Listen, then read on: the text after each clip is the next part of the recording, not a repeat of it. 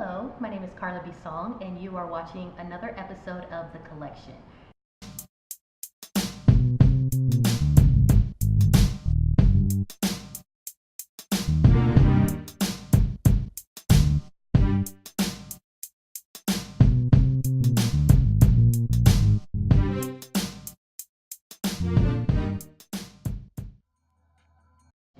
Today we are in the beautiful home of Alan Cohen, and we want to thank you so much for allowing us to come into your house and look at your beautiful art collection and just talk a little bit about your interests.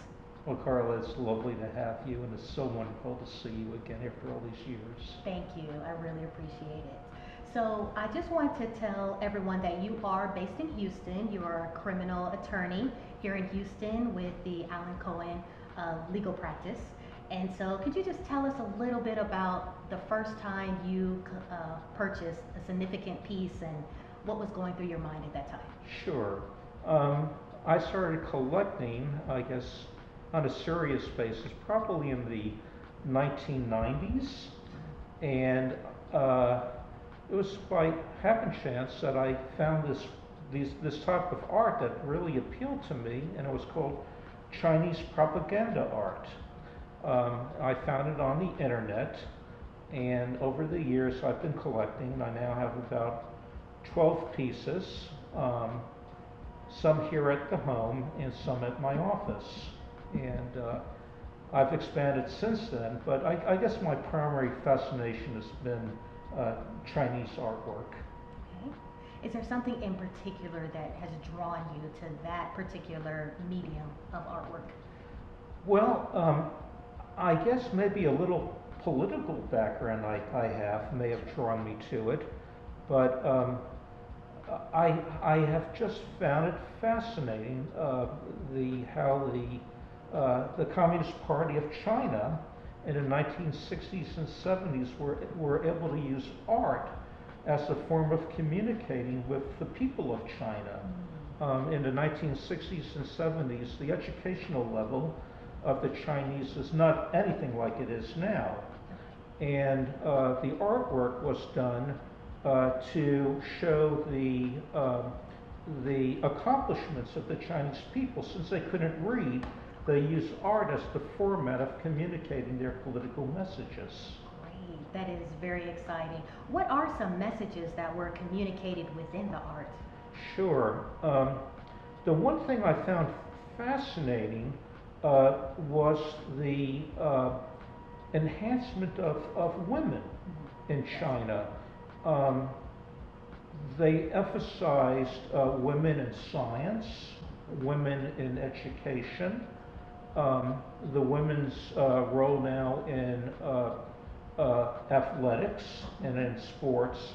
And these paintings that were done illustrated how women have been liberated, if you would. It's truly not just a cultural revolution of China, but a women's revolution of China to elevate them, to make them totally equal with men in Chinese society.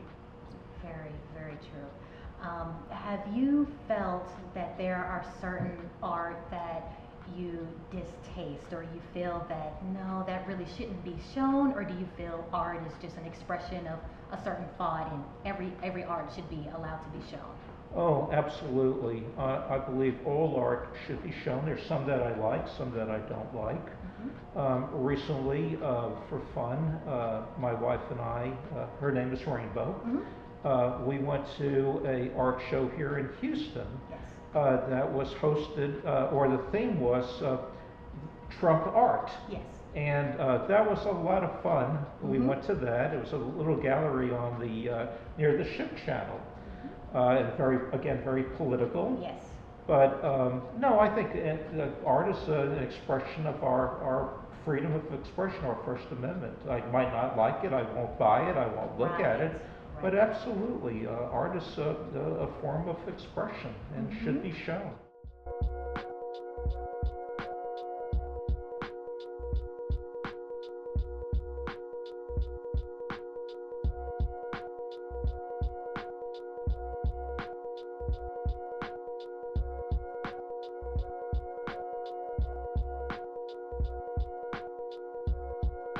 And do you enjoy going to a lot of the local Houston art fairs and galleries, or?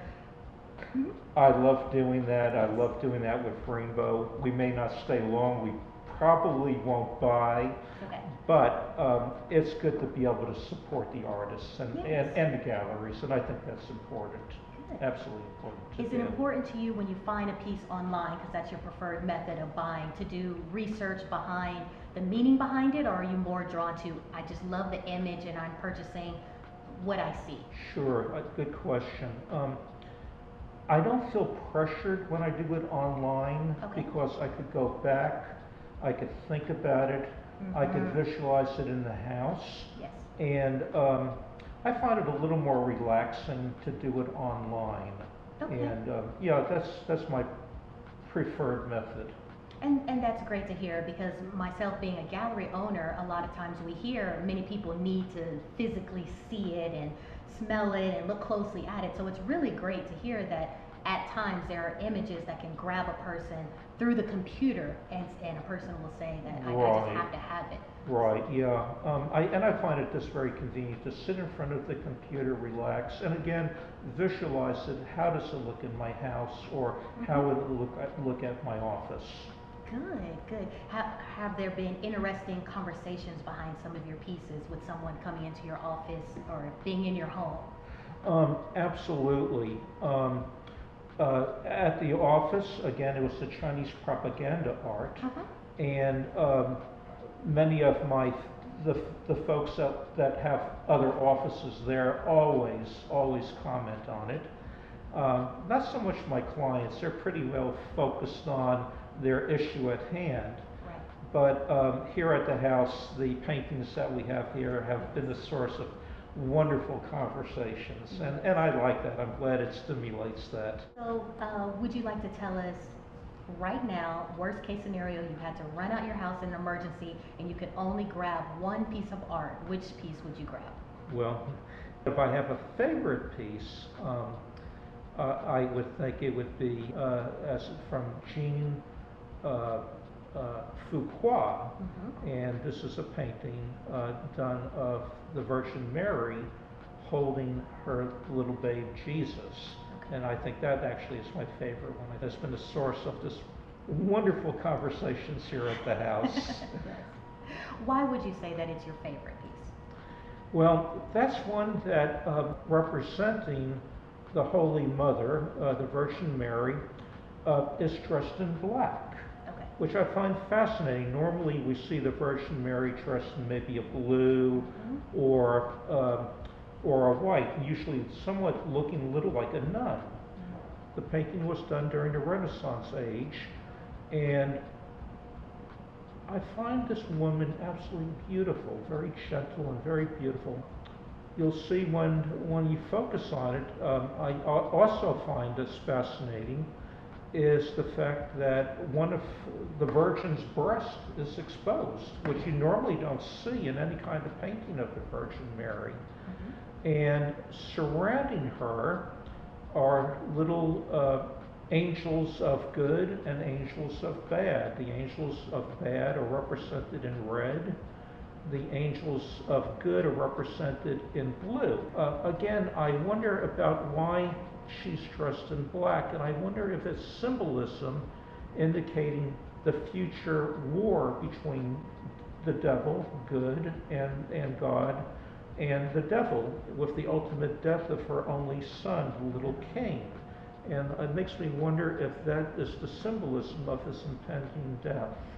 You'll see that the child himself, little Jesus, Yes. is incredibly intelligent. He looks more like a military commander the way he's pointing. And anyhow, I just love it. I guess because I've Yes. talked about this painting many times, and I'm still intrigued by it, by the hidden meanings. Of course, this is my own concepts that I've come up with, but Sure.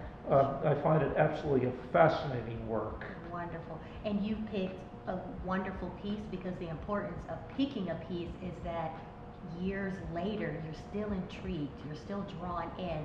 And so when people start buying art, they're so nervous. I'm not sure. I don't know if I'm still gonna like it after many years, or.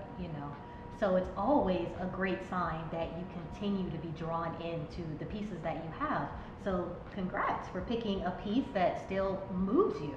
Yes, and like I say, we have company come over here, Yes. and the painting is so striking. What a compliment to a painter of the Renaissance period to still be able to captivate over 6 centuries later Mm-hmm. a modern audience that still finds it relevant for discussion purposes. Certainly. So we can't sit here and not talk a little bit of the piece behind us that's in the frame, because I'm sure our audience will want to know, well, what's going on behind them in that piece. So can you tell me a Sure. little bit about it? Again, my fascination with the Virgin. Okay. Okay. And this painting was done by Max Ernst. Yes. And this one was done in the early 20th century. I guess right after World War I. Okay.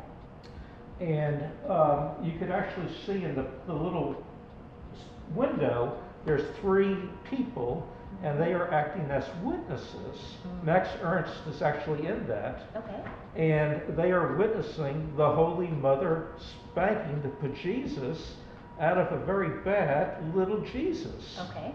And I find it just an adorable painting.